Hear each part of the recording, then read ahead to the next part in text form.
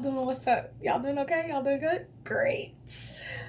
Welcome to the first ever episode of I'm okay. Welcome to the first episode of the I'm okay podcast, guys. We're here. Okay.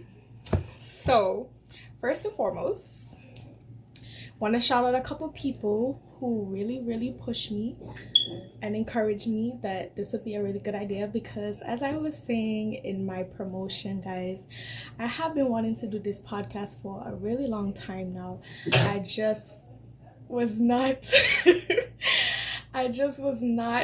like sure if I should.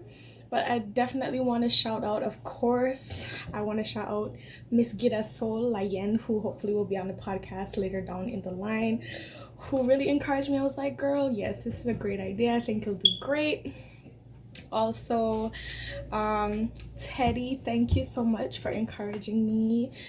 And Atari, thank you guys so much for giving me that motivation, as well as compa, gracias, corazon. But thank you guys so much for encouraging me and pushing me to go ahead and do this. And even Miss Cavale, even though she's not sure if she's gonna be on the podcast or not, but still love the motivation. So guys, today we're gonna talk about dealing with expectations. Now, I feel like I am a very good person to talk about this, just for the simple reason that that has been my life, my entire life, okay? I feel like that's everyone. I feel like everyone feels like they have some sort of expectation to live up to, whether you're 12, 15, 16, 20, 35, 40, whatever age you're at. I feel like everyone feels like they have some sort of expectation that they have to meet or live up to. For me personally, double negative, but yeah, for me personally, I feel like all the pastor's kids enter the chat. I feel like when you grow up being a pastor's kid, you definitely have a lot of expectations, not only from your family and like your loved ones, but also like church members, the community, literally anywhere you go and people know that you're a pastor's kid, the expectations are through the roof at all times. And I've had my fair share of struggles dealing with certain expectations. Thankfully, though, I'm very thankful for the family that I have and the parents that I have, because my parents have always encouraged my sisters and I to live our truth, like to be who we are and not focus so much on being what people expect us to be, but being ourselves and being examples. Like I really appreciate the fact that they never tried to push us to be perfect. They more so pushed us to focus on being the very best version of ourselves and to be kind to other people. Like, key things: be kind to people, be compassionate, be an example, be respectful, just key things that are important just in terms of like life, as opposed to, oh, people are looking at you, so you should act this way and you need to act this way, and and the sad truth is there are a lot of people who do have families, like who do have parents like that, who are like, okay, you need to act this way, you need to dress this way, you need to be this way. And I feel like not only does that stunt your growth in an overall sense, but especially emotionally. I feel like unfortunately, a lot of times when pastors' kids get the opportunity to go out into the real world and like outside of, mommy and daddy there to hold your hand, what happens is like the term that people use, which is they break out. The problem I feel is that when you're sheltered and cocooned and you're so used to like fitting into a mold and not really having the opportunity to healthily figure yourself out, because I feel like obviously there should be rules, there should be expectations in terms of like you should be expected to do well in school. You should be expected to be respectful. You should be expected to be an example, right? But I feel like when it becomes toxic to the point where you're trying to make a child who you wish you were or who you think they should be, I feel like that becomes an issue. So what happens, I feel, is that when other people get into a space where they have to figure stuff out on their own, they're scattered, they're frazzled, because they've never had to do that. They've never had the opportunity to be their own person. They've never had the opportunity where they make their own decisions and choices. And so you have a child here who, at this point, they're a teenager or they're a young adult who has no idea who they are as a person, as an individual. They have no idea who they are outside of mommy and daddy and church and family. And so when they get into a space where they see all these different people who know like what's going on, like they know what they are and who they are and stuff, they try to fit in with everyone to see what sticks. And when it doesn't stick, when they can't find out where they stick, then they act out. And it's never good. It's never good.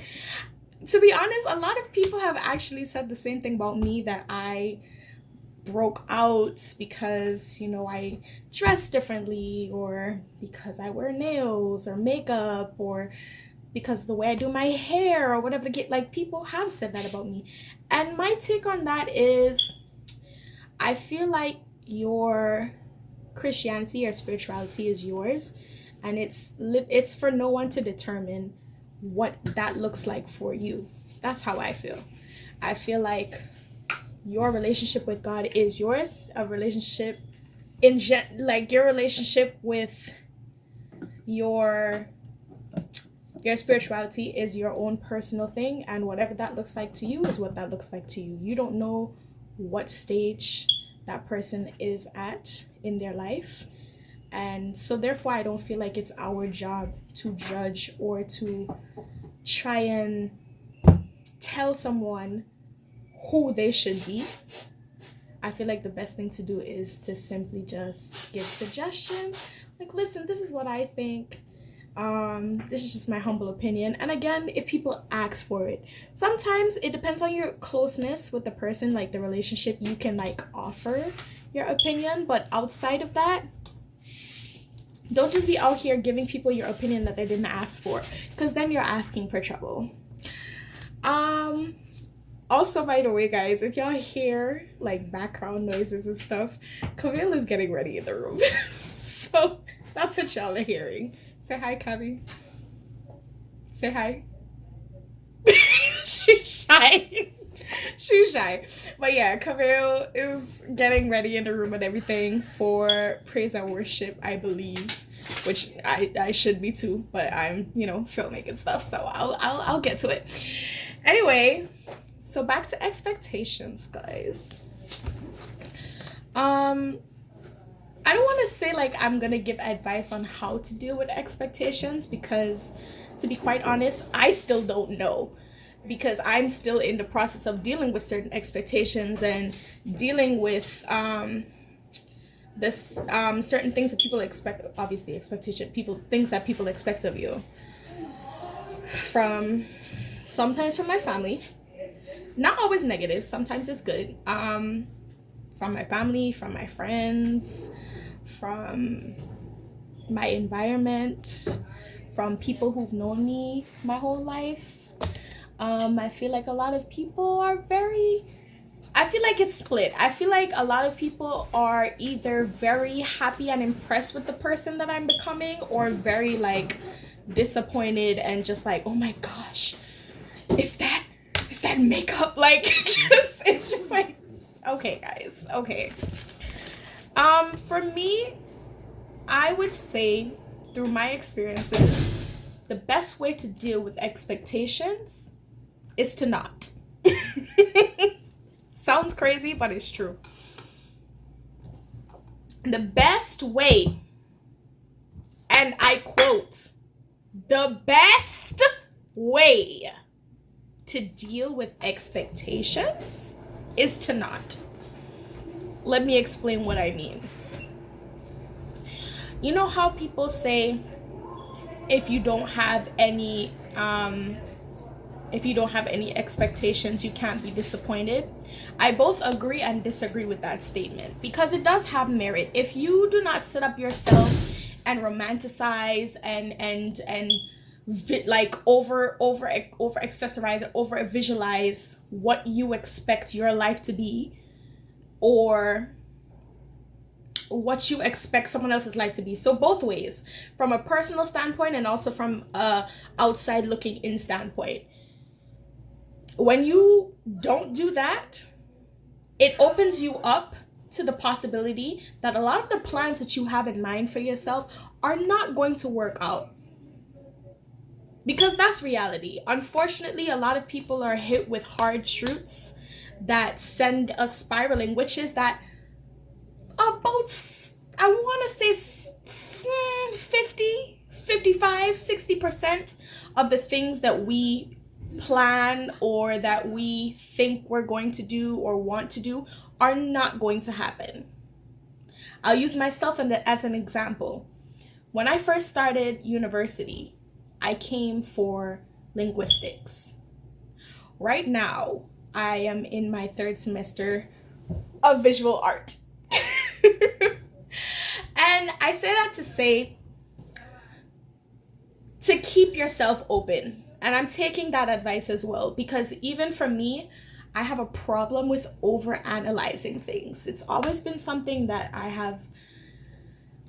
don't want to say hated, because that's a very strong word, but it's always been something that I've been very wary of with myself, is that I overanalyze things in every aspect of my life.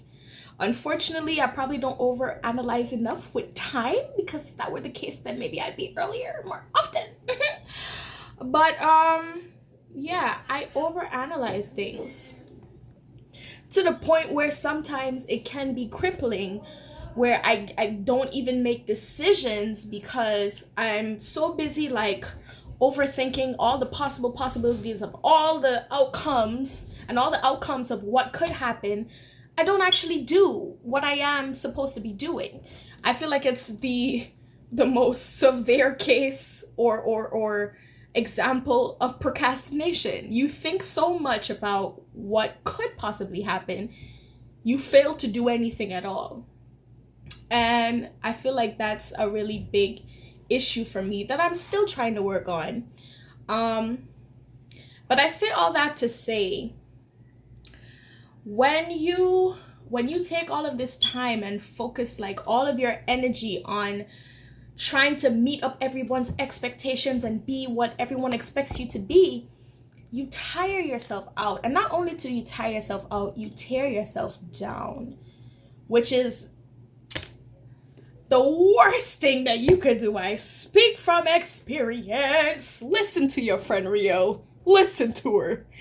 Do not under any circumstances, okay, try to be someone that you are not, because the outcome, spirits, terrible. It's so bad, because at some point you're gonna look up and realize that you don't even know who you are. And a lot of the things that you like, you don't even like at all. You like them because the people in your life told you that you should, or your significant other told you that you should, or you were trying so desperately to fit in, or to get someone to, or to have the same things in common, or have like a likeness of someone, that you don't even realize that the things that you're doing, you don't even like them. The things that you consider your hobbies are not even your hobbies. They're the hobbies of the people in your life. And between this year and last year, I had to sit down, and I'll tell you exactly what I did. I sat down, I wrote a list of all the things that I like. It took 3 days. But I wrote a list of all the things that I like.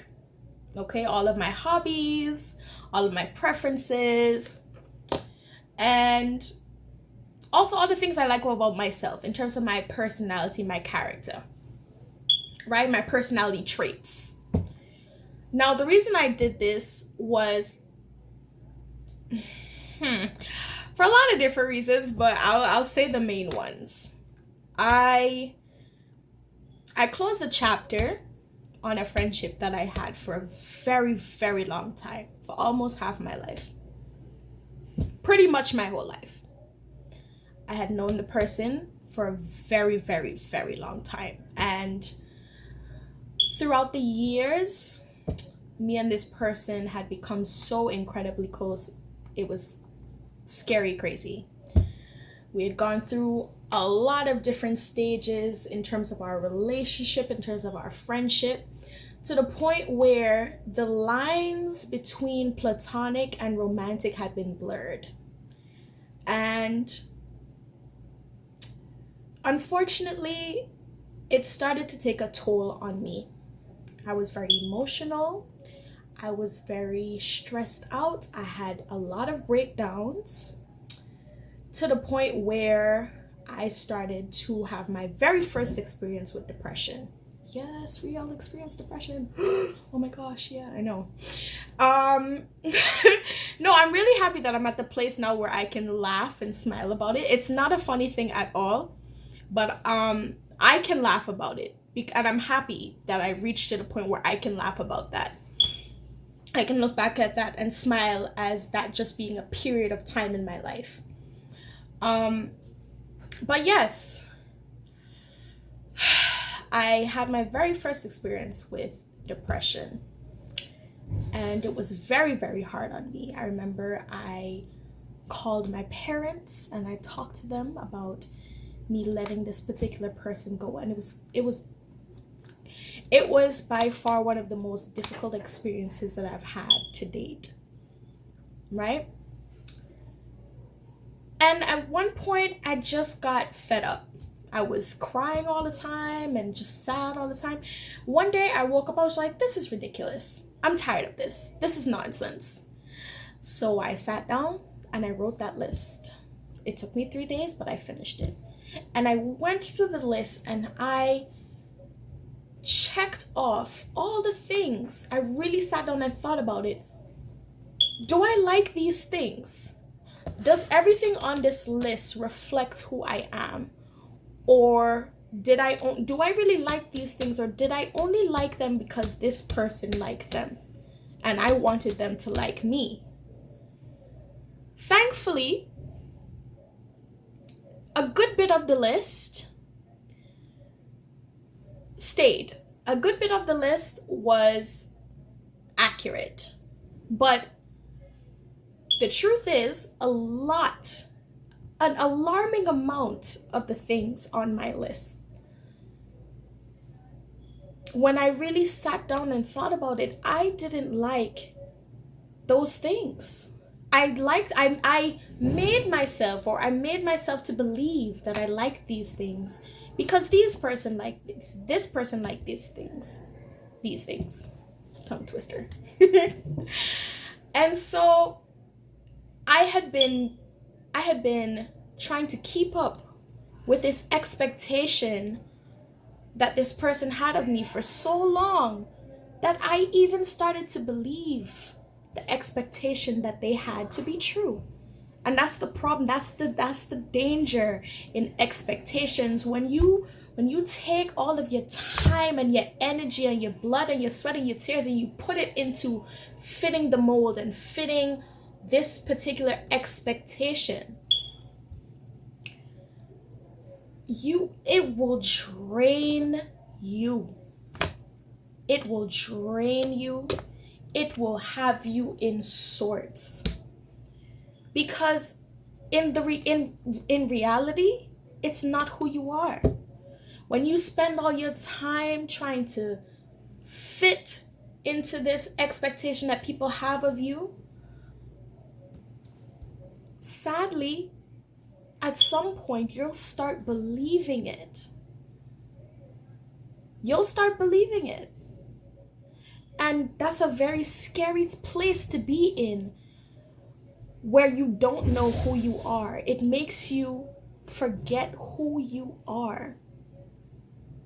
And it's such a phenomenon, and hopefully I can get into it a bit more. Maybe I'll make it a series dealing with expectations.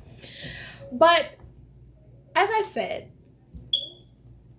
the best way for me to not succumb to negative expectations, because there are positive expectations like I listed before, but the best way to not succumb to the negative ones is to not.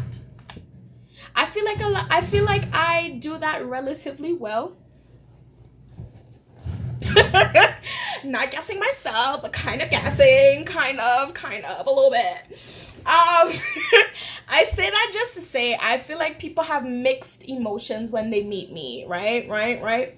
Comment down below if you agree. I feel like when you hear the word pastor's daughter, you have a very specific image in your mind of what that looks like and what they're like. And unfortunately, it's not always the best connotation. It's usually a negative connotation, that they kind of stuck up and they're like, they think that they're better than everyone and they're holier than thou. I'm not talking about anyone in particular before anybody starts to point fingers. Ooh, she's talking about... No, stop it. I'm just saying what the generalized expectation usually is. That, they dress a kind of way, that their skirts reach their ankles. Again, there's nothing wrong with that, because I have some skirts that reach my ankles and I be looking cute, okay? But I'm just saying, I feel like, like, oh, they're wholesome. Again, there's nothing wrong with being wholesome. I feel like I'm contradicting myself. I'm not. I'm just saying there's a lot of expectations. I just feel like there's a lot of expectation. Well, not expectation. There's a lot of stereotypes of what a pastor's kid or a pastor's daughter should look like, right? Or be like.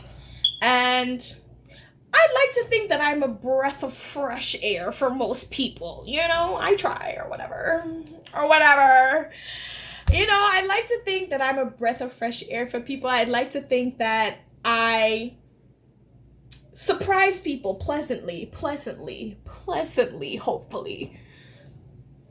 Pleasantly. I feel like I'm very friendly, I'm very out there in the very best ways. I feel like I'm bubbly and adventurous.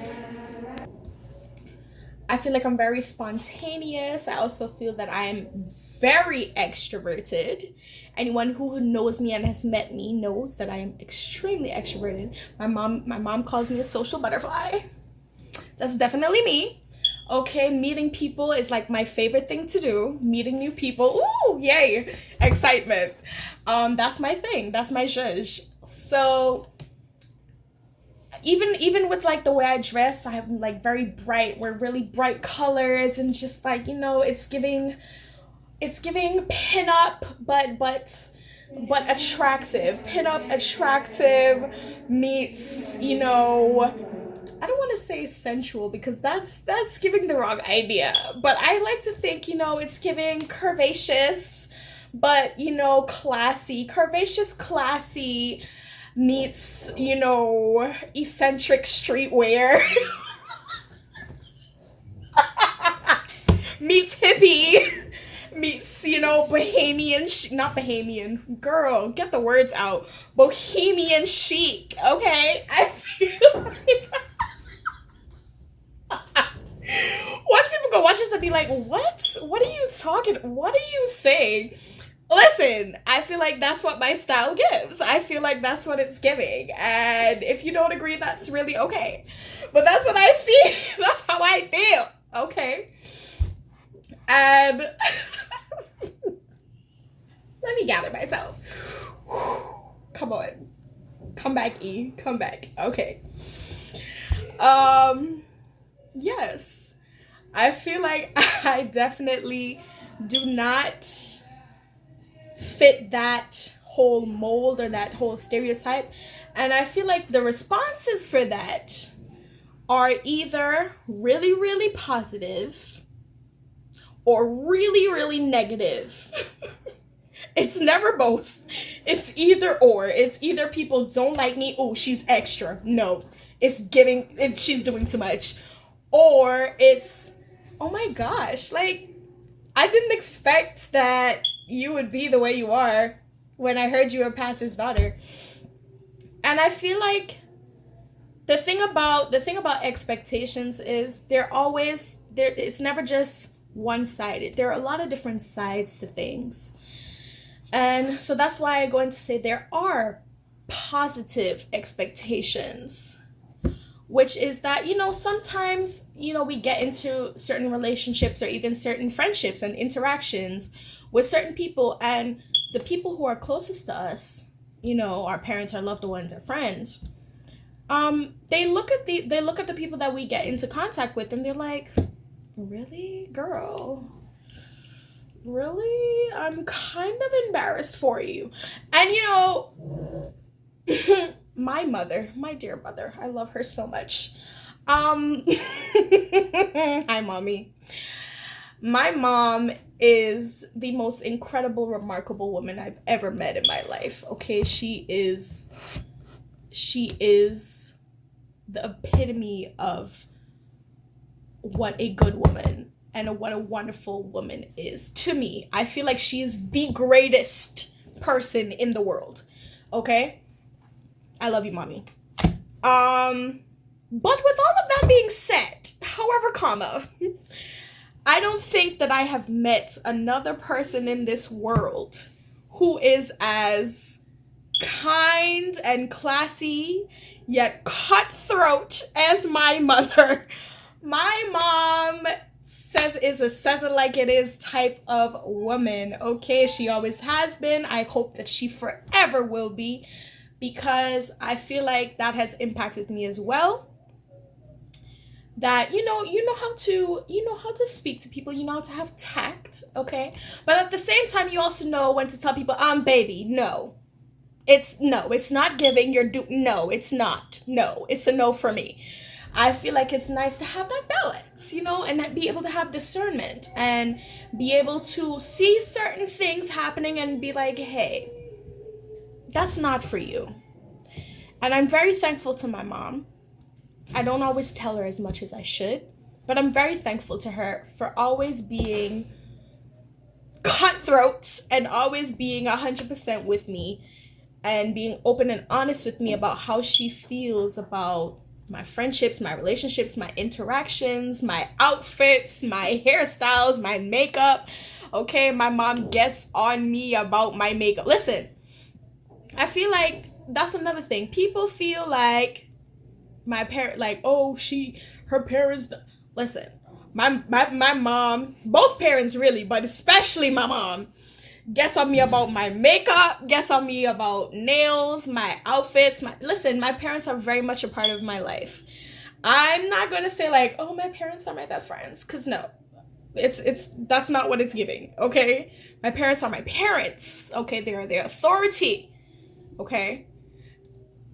It's not like, oh, we're equals. No.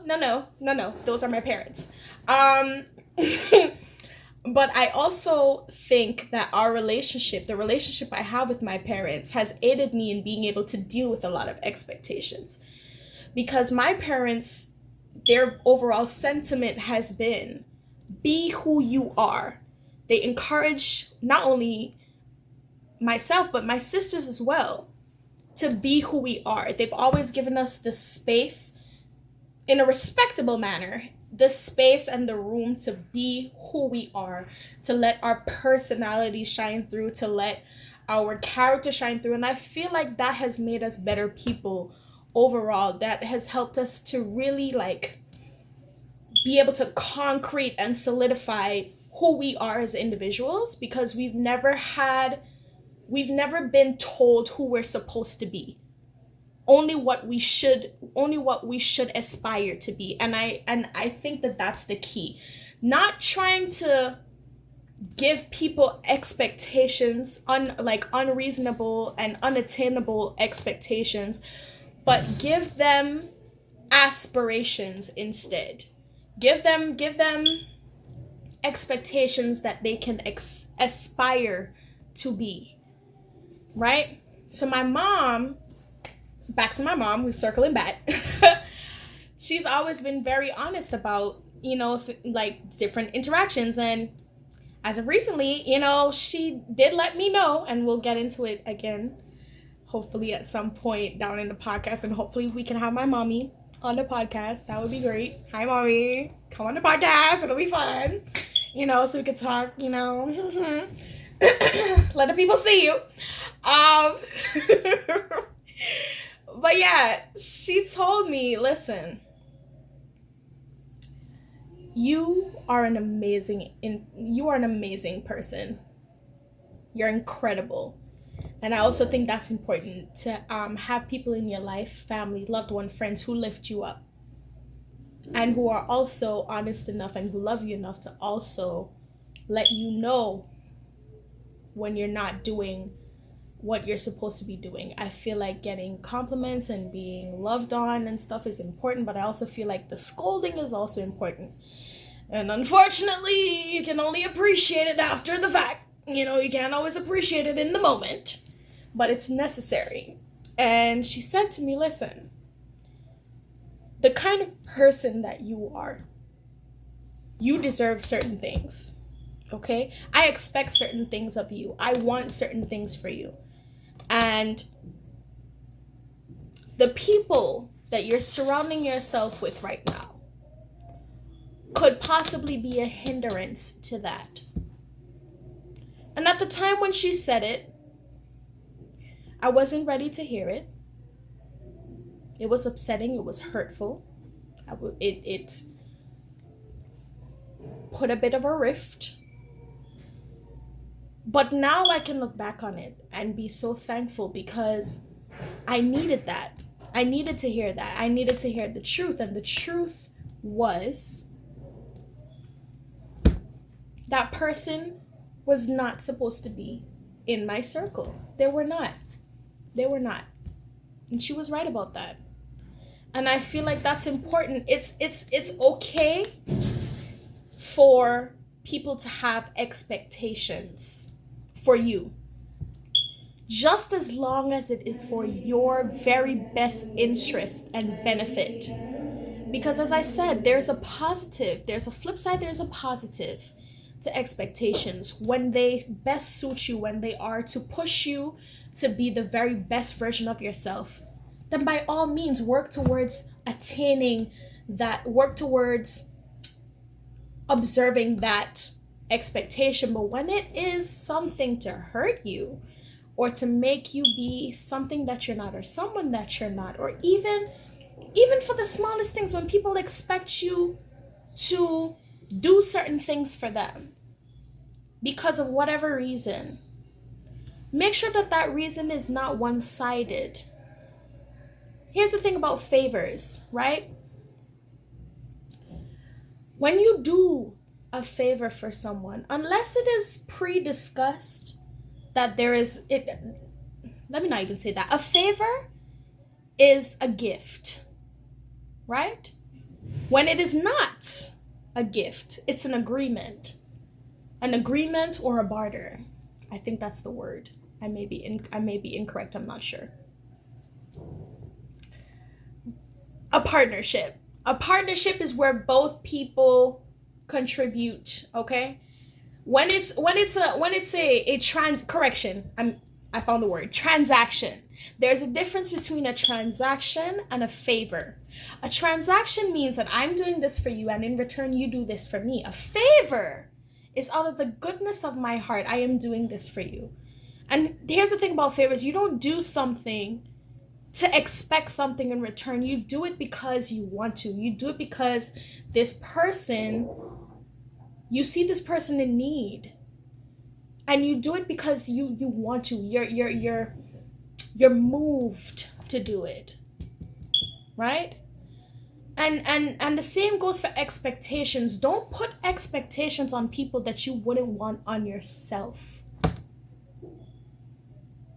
We all have expectations. We face expectations every day, just walking outside the door.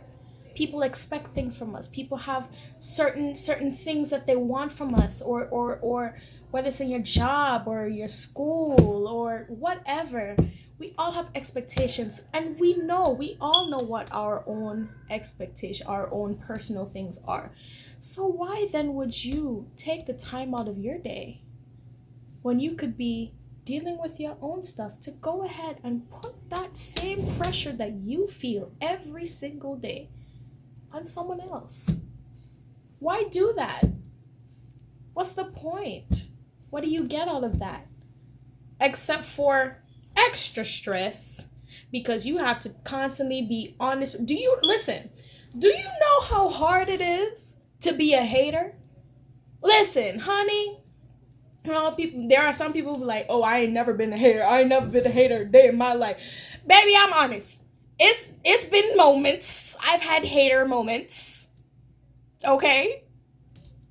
Jesus is still working on me. It's giving construction tape up here. It's still under construction. And by construction, I mean there's tape and framework. There is nothing else. Just framework. Just wood planks. Okay? It's some work being done for a while now. And so yes, I've had my fair share of time being a hater. Let me tell you, I will speak from my ex-hater rendezvous. Baby, being a hater is a lot of work. Oh, it's work. Oh, it's a job. It's really a job. People, listen, haters, y'all really deserve a salary for real.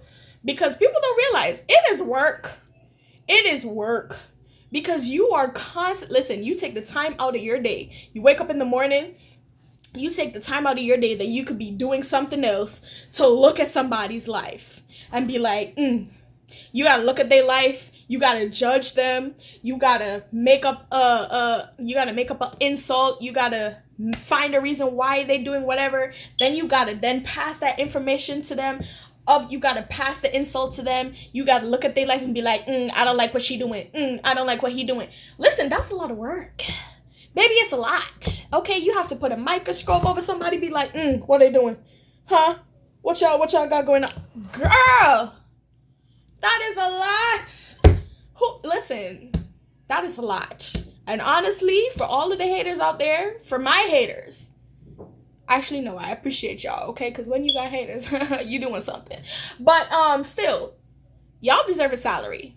Because it takes a lot. It takes a lot out of someone, I feel, to wake up and spend a good portion of your day that you could spend doing something for you, putting a magnifying glass to someone else's life to tell them what they're doing wrong and tell them what you expect of them that you're not doing for yourself. Because here's the thing about expectations. A lot of times the people with the loudest voices, the ones that got the most bass in their chest, bass in their voice, okay?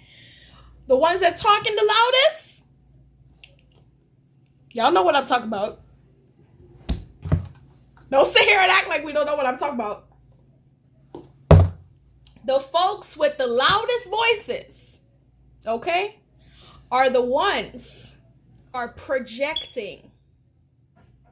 who are projecting their expectations for themselves, or the ones that they get from everyone else, onto you. So here's my thing. Best way to deal with expectations? Don't. Create your own. Create your own healthy expectations. Don't let anybody make you who you're not. The best way to deal is to not. All right, so I'm gonna head out. I'm gonna try and get to praise team practice. I'm probably late, as per usual. But let's see if I can get there quick, because Soul just came to rap on the door to tell me, hey, practice. So, guys, we've come to the end of our first I'm okay episode. really quick backstory. The reason why I decided to call the podcast I'm okay if y'all didn't catch that in the beginning is because I have a tendency that when people ask me how I'm doing, that is my response. And I'm hoping that throughout this podcast, I really will start to begin taking the steps so that I really can be okay. You know? I feel like I want this to be a space for people to share their experiences and also for me to share my experiences with you guys in hopes that I'll help somebody. You know what I'm saying? We all got stuff, so why not talk about it and figure our stuff out together, okay? We both on the same, we both trying to get to the same place. Why not hitch a ride together and get there faster? Okay? Anyways, I love you guys. Thank you so much for tuning in. I'll see you guys next week, Sunday. What else? What else do we have? Oh yes, guys, please comment what you want our next topic to be. I'm really excited to see you guys' responses. And I'll leave you guys with the tagline. It's okay to not quite be all right, just as long as you're working on it. Okay? Anyways, wait, hold on. It's okay to not quite be just right, just as long as you're working on it. Gotta double back. Anyway, love you guys. See y'all in the next one. Bye. All right, let's see if I can get this together. To all my anxious baby girls and baby boys, it's okay to not quite be all right, just as long as you're working on it. Like, comment, and subscribe.